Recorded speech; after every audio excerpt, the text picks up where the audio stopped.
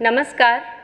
उत्तर प्रदेश राजर्षि टंडन मुक्त विश्वविद्यालय के इस ऑनलाइन पोर्टल पर आपका स्वागत है। आज का जो हमारा टॉपिक है वो है कार्मिक प्रशासन के कार्य और महत्व, यानी कि functions and significance of personal administration. Course code है UGPA 104 और पेपर का नाम है कार्मिक प्रशासन यानी पर्सनल एडमिनिस्ट्रेशन भाग 1। तो इसके अंतर्गत जो पहली यूनिट है अपने पिछले लेक्चर में हम कंप्लीट कर चुके हैं, हम लोग उस पर चर्चा कर चुके हैं। आज ये UGPA 104 के अंतर्गत दूसरी यूनिट है और इसके अंतर्गत हम पढ़ेंगे कार्मिक प्रशासन के कार्य और उसका महत्व क्या होता है। पिछली यूनिट का जो टॉपिक था वो था कार्मिक प्रशासन की संकल्पना, उसकी प्रकृति और क्षेत्र। तो इसके अंतर्गत यदि आपने कार्मिक प्रशासन में पिछला लेक्चर नहीं देखा है तो सबसे पहले आप उस लेक्चर को देखें, क्योंकि हमें उसका मीनिंग, स्कोप, नेचर उस लेक्चर को देखने से समझ में आएगा, हमें कॉन्सेप्ट हमारे क्लियर हो जाएंगे और उसके बाद आज वाला लेक्चर अगर आप देखते हैं तो आपके लिए फ़ायदेमंद होगा। तो आज के इस टॉपिक में हम चर्चा करने से पहले आपको बता दें कि जो UGPA 101 का पूरा पेपर है आपका प्रशासनिक सिद्धांत का, तो उसको मैं कंप्लीट करा चुकी हूँ। आप UPRTOU के जो YouTube चैनल पे आप जाएंगे, ऑफिशियल चैनल है UPRTOU ऑनलाइन स्टडी, तो उसमें आपको प्लेलिस्ट मिलेगी पब्लिक एडमिनिस्ट्रेशन के नाम से, तो जाकर के आप वो पेपर भी पढ़ सकते हैं। अब कार्मिक प्रशासन के कार्य और उसका महत्व, इस पर हम चर्चा करेंगे अपने इस टॉपिक के अंतर्गत। तो उससे पहले हमें जानना है, जब हम कार्य की बात करेंगे तो कार्य को समझने से पहले हमारे लिए यह जानना आवश्यक है कि कार्मिक प्रशासन के उद्देश्य क्या होते हैं, क्योंकि जो कार्य होते हैं उसका आधार उसके उद्देश्य ही होते हैं। जिस प्रकार के उद्देश्य होंगे उसी के आधार पर कार्य निर्धारित किए जाते हैं। तो सबसे पहले हम देखेंगे कार्मिक प्रशासन के उद्देश्य क्या होते हैं, यानी कि ऑब्जेक्टिव्स ऑफ पर्सनल एडमिनिस्ट्रेशन। इस आज के पूरे टॉपिक को मैंने बिंदुओं के आधार पर यहाँ पे रखा है, कुछ पॉइंट्स में मैंने यहाँ पे अपनी स्लाइड में पॉइंट्स को शामिल किया है और इन्हीं को एक एक करके आज हम समझेंगे डिटेल में। तो फर्स्ट पॉइंट है रिक्रूटमेंट ऑफ क्वालिफाइड पर्सनल, यानी जो पर्सनल एडमिनिस्ट्रेशन का ऑब्जेक्टिव है, जिसका पहला ऑब्जेक्टिव सामने आपके है रिक्रूटमेंट ऑफ क्वालिफाइड पर्सनल या क्वालिफाइड कैंडिडेट कह सकते हैं, कार्मिक कह सकते हैं। पर्सनल मीन्स कार्मिक होता है। तो कार्मिक प्रशासन का उद्देश्य यही होता है कि सही व्यक्ति सही कार्य के लिए सही व्यक्ति या जो उपयुक्त है उस कार्य के लिए उसी का सिलेक्शन हो, उसी का रिक्रूटमेंट हो। तो भर्ती करने के लिए यह आवश्यक है कि जिस पद के लिए भर्ती की जा रही है उस पद पर एक उपयुक्त व्यक्ति आए। तो इसका फर्स्ट ऑब्जेक्टिव यही है कि क्वालिफाइड यानी कि योग्य व्यक्ति उसके लिए चयनित हो। नेक्स्ट है efficient utilisation of human resources. जब मैंने अपना पिछला लेक्चर यहाँ पे मैंने डिस्कस किया था, पिछले लेक्चर में जो चीज़ें मैंने डिस्कस की थी उसमें बताया था कि किसी भी संगठन में, किसी भी ऑर्गेनाइजेशन में कई प्रकार के रिसोर्सेज होते हैं और उसमें जो सबसे मेन रिसोर्स है वो है हमारा ह्यूमन रिसोर्सेज, यानी जो उसके संगठन के अंतर्गत कार्य करने वाले लोग हैं, जो कार्मिक हैं, उन्हीं को हम ह्यूमन रिसोर्सेज कहते हैं। तो ह्यूमन रिसोर्सेज जो मानव संसाधन है उसका सुंदरतम या बहुत ही प्रभावी उपयोग, ये एक उद्देश्य है कार्मिक प्रशासन का कि उन्हें हम सही से यूटिलाइज कर सकें। जिस व्यक्ति को जहाँ पर लगाया जाना है उससे वहाँ भेजा जाए।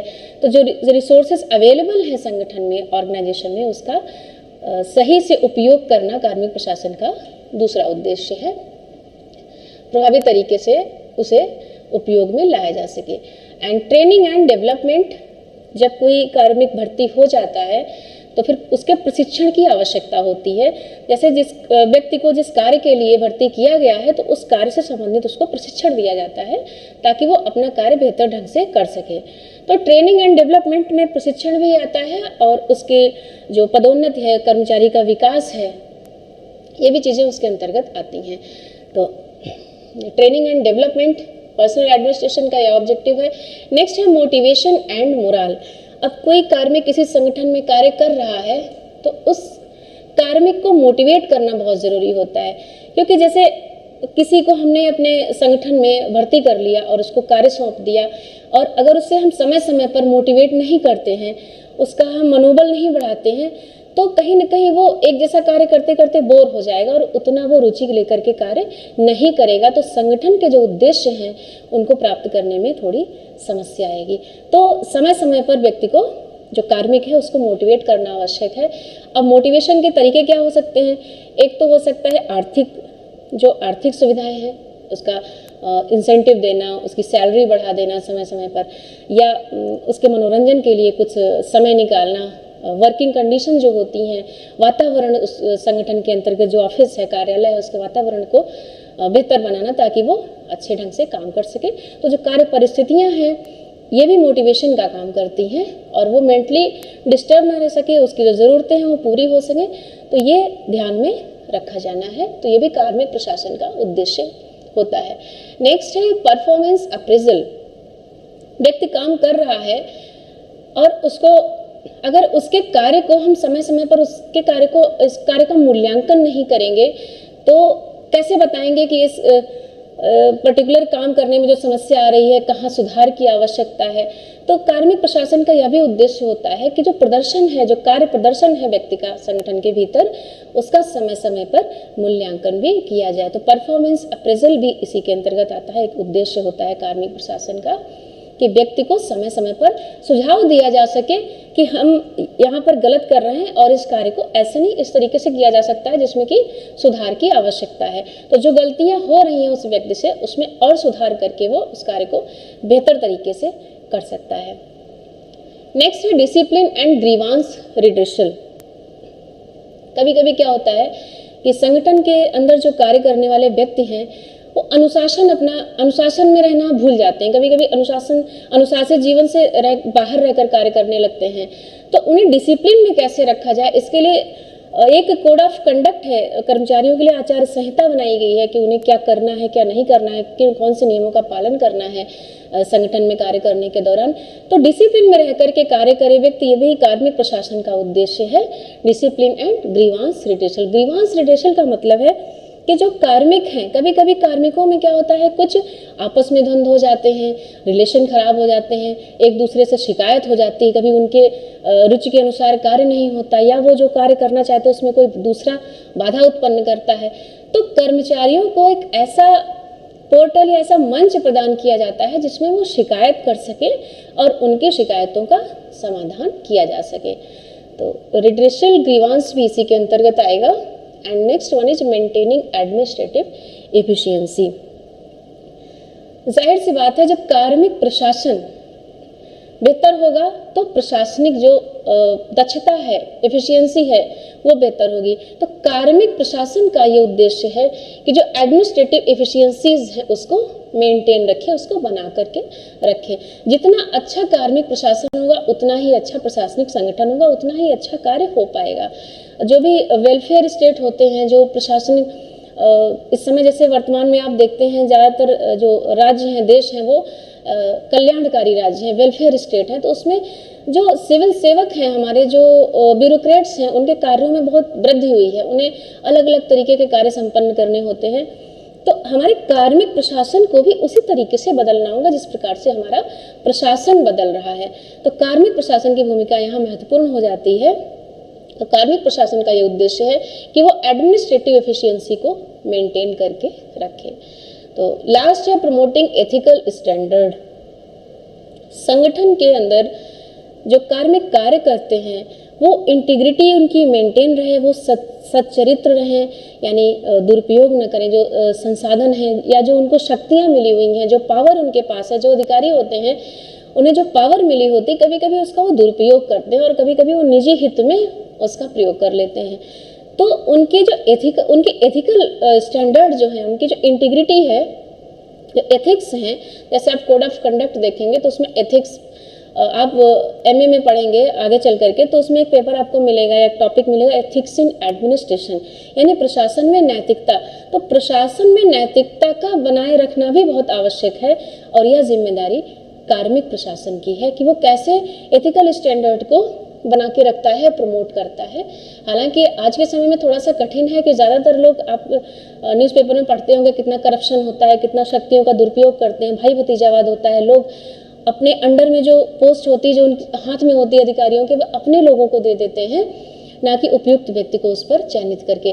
तो ये सारी चीज़ें होती रहती हैं, ये बहुत ही चैलेंजिंग भी है और ये कार्मिक प्रशासन का बहुत ही महत्वपूर्ण एक ऑब्जेक्टिव हो सकता है। एक बात मैं और बताना चाहूँगी कि आज मैंने इनको पॉइंट्स में रखा है, एक एक करके मैं यहाँ पर डिटेल करूँगी। तो जो ऑब्जेक्टिव्स हैं, जैसे हमारे जो टॉपिक का नाम है वो है functions and significance and importance of personal administration, यानी कार्मिक प्रशासन के कार्य और उसका महत्व।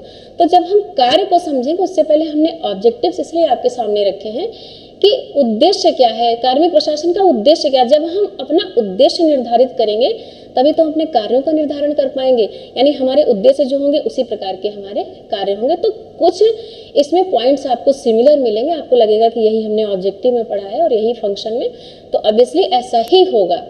तो ये हमने ऑब्जेक्टिव्स की बात की। अब हम देखते हैं फंक्शंस क्या होते हैं पर्सनल एडमिनिस्ट्रेशन, यानी कार्मिक प्रशासन के कार्य क्या क्या होते हैं, कौन से कार्यों को कार्मिक प्रशासन के द्वारा निष्पादित किया जाता है।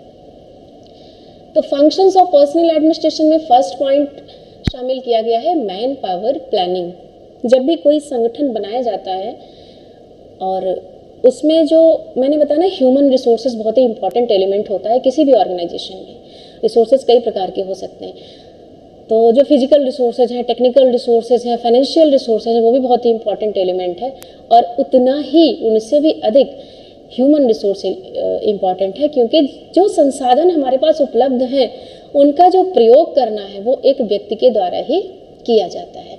तो ह्यूमन रिसोर्स की हम बात करते हैं, तो किसी भी ऑर्गेनाइजेशन को बनाने के बाद सबसे पहला जो कार्य होता है पर्सनल एडमिनिस्ट्रेशन का, चाहे वो पब्लिक पर्सनल एडमिनिस्ट्रेशन हो या प्राइवेट ऑर्गेनाइजेशन में पर्सनल एडमिनिस्ट्रेशन हो, the first function is man power planning, यानी जो मैन पावर, जो मानव शक्ति है, जो मानव संसाधन है, उसका नियोजन, उनको भर्ती करना, उन्हें प्रशिक्षण देना और उनके विकास के लिए कार्य करना, उनका मोराल बना के रखना, उनके माइंड को एकदम रिलैक्स मिले, उनका आत्मबल बना रहे, मनोबल बढ़ाना। तो ये सारे कार्य कार्मिक प्रशासन के होते हैं।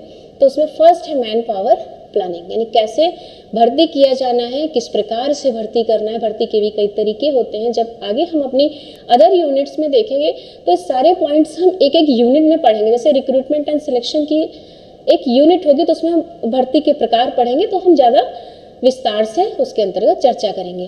तो man power planning and next है रिक्रूटमेंट एंड सिलेक्शन। सबसे पहले प्लानिंग होती है कि किस प्रकार से भर्ती किया जाना है, कैसे प्रशिक्षण देना है, कैसे उन्हें नियोजित करना है, कैसे प्लेसमेंट देना है। और उसके बाद रिक्रूटमेंट आता है, यानी भर्ती का जो प्रोसेस होता है, भर्ती की प्रक्रिया होती है, उसका आयोजन किया जाता है न्यूज़पेपर में एडवर्टीजमेंट दे करके, और वेबसाइट आजकल ऑनलाइन भी होता है, पोर्टल बनाया जाता है, कई तरीके हो सकते हैं। तो रिक्रूटमेंट करने के बाद फिर उनमें से कौन सा उपयुक्त व्यक्ति है उसका सिलेक्शन करना, ये भी पर्सनल एडमिनिस्ट्रेशन का एक इम्पॉर्टेंट फंक्शन है। नेक्स्ट आता है ट्रेनिंग एंड डेवलपमेंट। इसको हमने ऑब्जेक्टिव्स में भी पढ़ा था। जब कोई उपयुक्त व्यक्ति उपयुक्त कार्य के लिए सिलेक्ट कर लिया जाता है तो फिर उसको हम ट्रेनिंग प्रोवाइड करते हैं, मतलब कार्मिक प्रशासन का कार्य है उसको प्रशिक्षित करना उस कार्य के लिए और उसको योग्य बनाना। और डेवलपमेंट, और उस कर्मचारी का विकास, डेवलपमेंट में प्रमोशन इत्यादि चीज़ें आती हैं, वेतन भत्ते। क्लासिफिकेशन ऑफ सर्विसेज, सेवाओं का वर्गीकरण आपने पढ़ा होगा या आप देखते होंगे कि लोग बात करते हैं कि ये वाली सर्विस ग्रुप ए में आती है, ग्रुप बी में आती है, ग्रुप सी, ग्रुप डी। तो ए बी सी डी इस तरीके से उनको कैटेगराइज कर दिया गया है कि कौन सी सर्विसेज कौन से कैटेगरी में आएंगी। तो ये होता है योग्यता और दायित्व के आधार पर। जैसे किस व्यक्ति की उच्च योग्यता है तो वो उच्च पद यानी ग्रुप ए में, उस हिसाब से जो सर्विसेज हैं उनको एक समूह बना करके उनका समूहीकरण कर दिया जाता है। तो जो ग्रुप बनाया जाता है, जैसे ग्रुप ए में इतनी सर्विसेज आएंगी, ग्रुप बी में फिर इसके बाद की सर्विसेज आएंगी, इस तरीके से डिसाइड किया जाता है। और उसी हिसाब से फिर सिलेक्शन किया जाता है कि ग्रुप ए में योग्यता इस प्रकार की निर्धारित की जाती है, इतना क्वालिफाइड व्यक्ति होना चाहिए जो ग्रुप ए की सर्विसेज के लिए उपयुक्त हो सकता है। और प्लस उसके जो रिस्पॉन्सिबिलिटीज होती हैं, योग्यता हो गई, उसके जो फंक्शंस हैं, रिस्पॉन्सिबिलिटीज हैं, उस आधार पर भी हम ये सेवाओं का वर्गीकरण करते हैं। तो कार्मिक प्रशासन का बहुत ही महत्वपूर्ण कार्य है क्लासिफिकेशन ऑफ सर्विसेज। यहाँ पर एक और बात बताना आवश्यक है, जैसे आप इसको ऐसे भी समझ सकते हैं कि जो व्यक्ति के अंदर ये योग्यता है, जैसे सपोज हमें किसी अभियंता मीन्स इंजीनियर की ज़रूरत है, अगर हम उस वहाँ पे किसी डॉक्टर को अपॉइंट कर लेते हैं और वहाँ उसको लगा देते हैं तो वो उसका कार्य नहीं कर पाएगा। या फिर कोई फील्ड ऑफिसर है, कोई फील्ड में अच्छा काम कर सकता है और उसको हम मुख्य आवास हेड ऑफिस में लगा देते हैं तो उतना अच्छा वो परफॉर्म नहीं कर पाएगा। तो इस आधार पर सेवाओं का वर्गीकरण किया जाता है कि कौन सी सेवाएं किस कैटेगरी के अंतर्गत आएंगी। नेक्स्ट है प्रमोशन एंड ट्रांसफ़र। ये भी सबसे इम्पॉर्टेंट इसका फंक्शन है पर्सनल एडमिनिस्ट्रेशन का। व्यक्ति जैसे एक पद पर कार्य करता है तो एक निश्चित अवधि जो निर्धारित होती है, कितने वर्ष बाद प्रमोशन होना है, इतने वर्ष के बाद इसकी सैलरी बढ़ना है, इंक्रीमेंट कितने परसेंट होना है, कितनी सैलरी कितने साल में बढ़ेगी, ये सारी चीज़ें क्या करती हैं, मोटिवेट करती हैं कार्मिक को, जो कर्मचारी होता है। तो जो प्रमोशन का कार्य है ये बहुत इंपॉर्टेंट फंक्शन है पर्सनल एडमिनिस्ट्रेशन का, पदोन्नति देना। पदोन्नति के भी दो तरीके होते हैं, एक तो पदोन्नति होती है योग्यता के आधार पर, एक होती है वरिष्ठता के आधार पर। योग्यता के आधार पर जो सबसे योग्य व्यक्ति है, उस विभाग में सबसे योग्य व्यक्ति है, उसको उस पद पर प्रमोट करना। दूसरा हो गया जो सबसे वरिष्ठ है, भले वो योग्य ना हो लेकिन वो वरिष्ठ है, सबसे पुराना है, उसके पास ज़्यादा एक्सपीरियंस है अनुभव के आधार पर, तो वरिष्ठता को देखते हुए उसको प्रमोशन दिया जाता है। ये अलग अलग तौर तरीके होते हैं, इस पर हम जब प्रमोशन पढ़ेंगे विस्तार से चर्चा की जाएगी।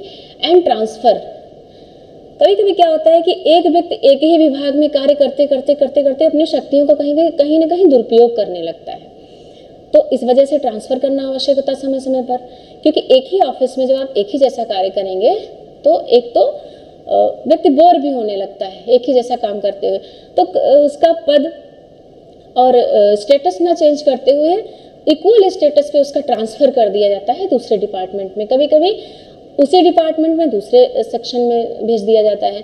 तो ट्रांसफ़र भी फंक्शन है इंपॉर्टेंट पर्सनल एडमिनिस्ट्रेशन का।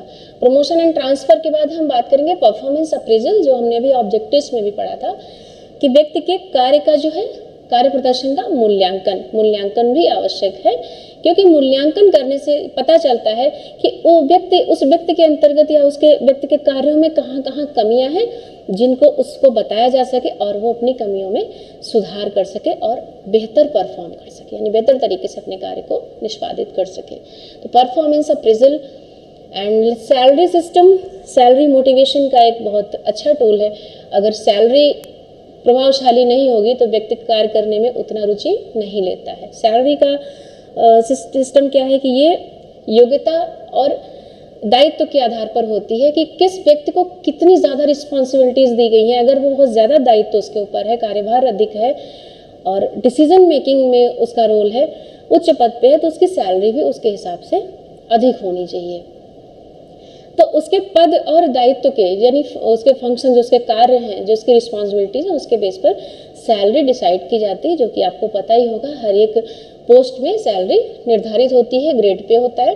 तो सैलरी सिस्टम, इसके बाद आता है डिसिप्लिन एंड ग्रीवांस हैंडलिंग। ये सेम हमने अभी ऑब्जेक्टिव्स में भी डिस्कस किया था। डिसिप्लिन एंड ग्रीवांस हैंडलिंग, जो अनुशासन का होना बहुत आवश्यक है किसी भी कार्यालय में। तो जो व्यक्ति जो कार्मिक संगठन में कार्य कर रहे हैं उनके लिए कोड ऑफ कंडक्ट बनाई जाती है, जो अधिकारी या कर्मचारी हैं, और उनका उसे पालन करना अनिवार्य ही होता है। तो जो डिसिप्लिन का होना बहुत ज़रूरी है और ये भी कार्य पर्सनल एडमिनिस्ट्रेशन ही संपादित करता है। ग्रीवांस हैंडलिंग, जैसे उनकी जो शिकायतें रहती हैं कर्मचारियों की, तो ताकि वो अपनी शिकायत कर सके, अगर उन्हें कोई समस्या आ रही है तो उस समस्या का समाधान किया जा सके। Employee welfare and safety, employee welfare के अंतर्गत क्या आता है, जैसे उनका हेल्थ इंश्योरेंस है तो हेल्थ इंश्योरेंस की सुविधा देनी चाहिए, अन्य प्रकार की जो सुविधाएं दी जा सकती हैं कार्यालय के द्वारा। एंड सेफ्टी, जो जहाँ पर वो कार्य कर रहे हैं, जिस कार्यालय में जो उनकी वर्किंग कंडीशंस हैं वो उसके अनुकूल हो, जो कर्मचारी अच्छे तरीके से उस माहौल में, उस वातावरण में कार्य कर सके, तो वो जो कार्य परिस्थितियाँ हैं वो अनुकूल होनी चाहिए ताकि व्यक्ति मन लगाकर कार्य कर सके।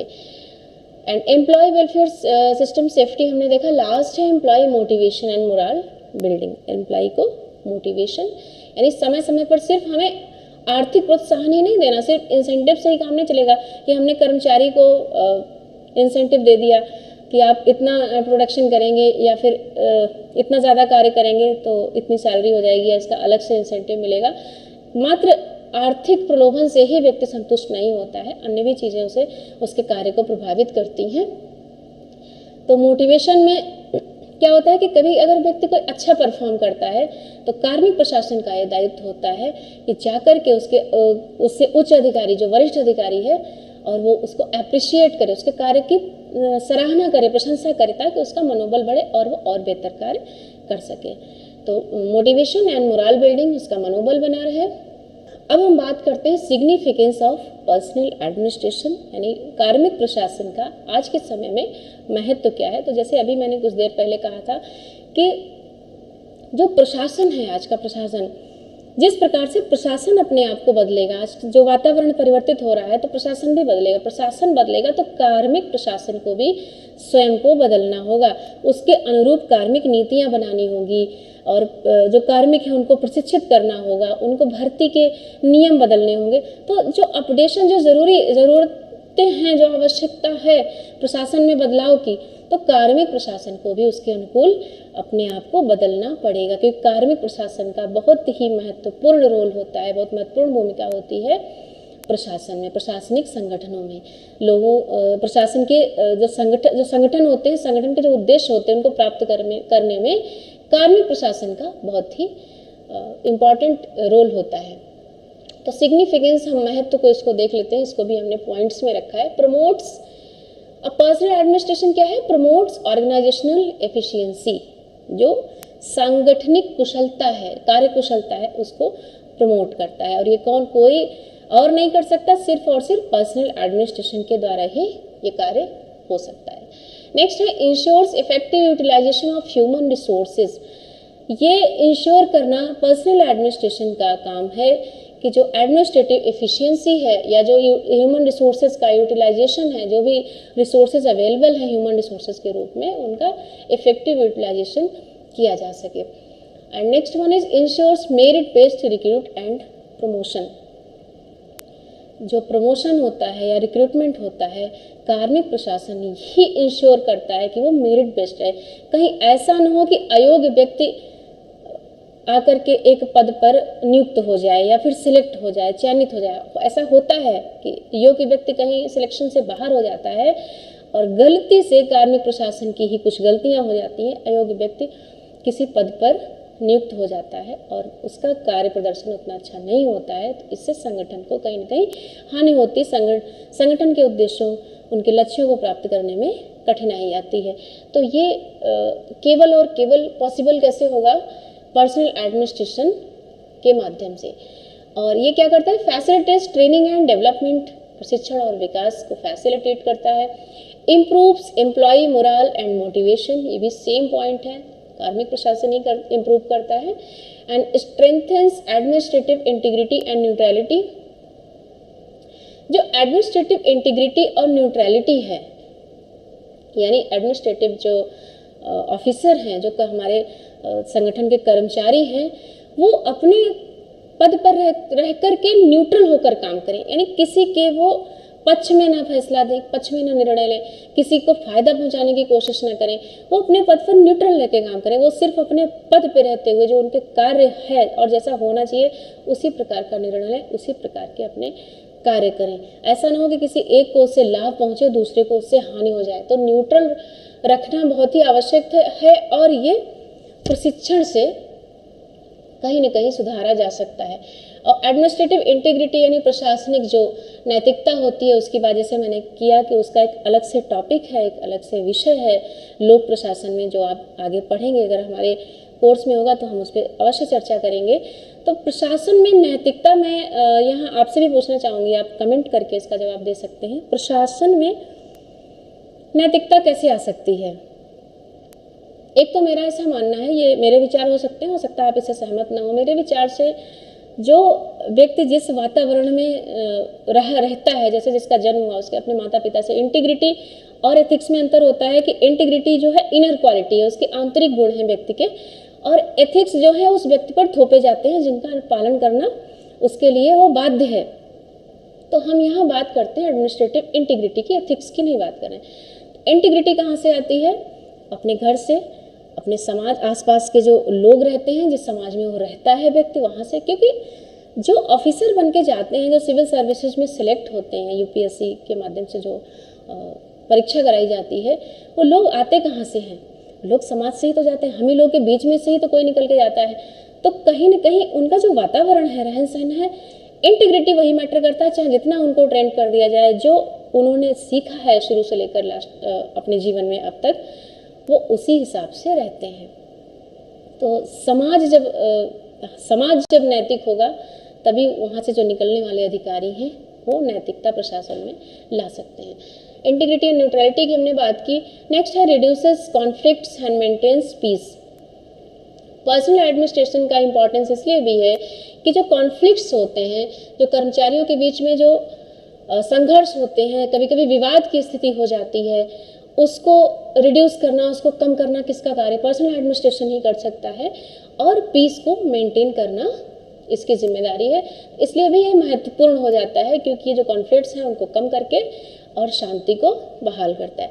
Enhances public trust in governance, बहुत ही इंपॉर्टेंट ये पॉइंट है कि लोगों का विश्वास शासन में, गवर्नेंस में लोगों का विश्वास बढ़ाए, और यह केवल और केवल पर्सनल एडमिनिस्ट्रेशन ही कर सकता है। कार्मिक प्रशासन यदि बेहतर होगा और अच्छे कार्मिकों की वो भर्ती करेगा, अच्छी कार्मिक नीति बनाएगा, उन्हें प्रशिक्षित करेगा ठीक से, और उनके मोराल के लिए काम करेगा, मोटिवेट करेगा, साथ साथ में कर्मचारी कल्याण की बात होगी। यदि उनको अच्छा वातावरण मिलता है, उनकी फैमिली की सेफ्टी रहती है, उन्हें जॉब की सिक्योरिटी रहती है, तो ऑब्वियसली व्यक्ति मन लगा करके कार्य करेगा। और जब प्रशासनिक संगठनों में जो कर्मचारी हैं वो अपना कार्य, अपने कार्यों का जो निर्वहन है ठीक से करेंगे, अपने दायित्वों का निर्वहन ठीक से करेंगे, तो पब्लिक ट्रस्ट गवर्नेंस में बढ़ेगा, लोगों का विश्वास शासन में बढ़ेगा। ये बहुत ही इंपॉर्टेंट पॉइंट है। Last one is contributes to national development. और जब पब्लिक ट्रस्ट बढ़ेगा गवर्नेंस में, सारे अच्छे कार्य होंगे, तो राष्ट्रीय विकास में योगदान होगा ही होगा, राष्ट्रीय विकास में बढ़ावा होगा। और ये कंट्रीब्यूट कौन कर सकता है? केवल और केवल पर्सनल एडमिनिस्ट्रेशन। तो आज के इस लेक्चर में हमने पर्सनल एडमिनिस्ट्रेशन के फंक्शंस एंड ऑब्जेक्टिव्स देखे, हमने पर्सनल एडमिनिस्ट्रेशन के, उसके फंक्शंस देखे, और उसका सिग्निफिकेंस यानी उसका इम्पॉर्टेंस हमने जाना, इस पर हमने चर्चा की। यदि आपके मन में कोई प्रश्न हो या आपको कोई सुझाव हो, तो आप हमें कमेंट सेक्शन में जा कर के लिख सकते हैं। और उम्मीद है आज का लेक्चर आपको पसंद आया होगा। बहुत बहुत धन्यवाद।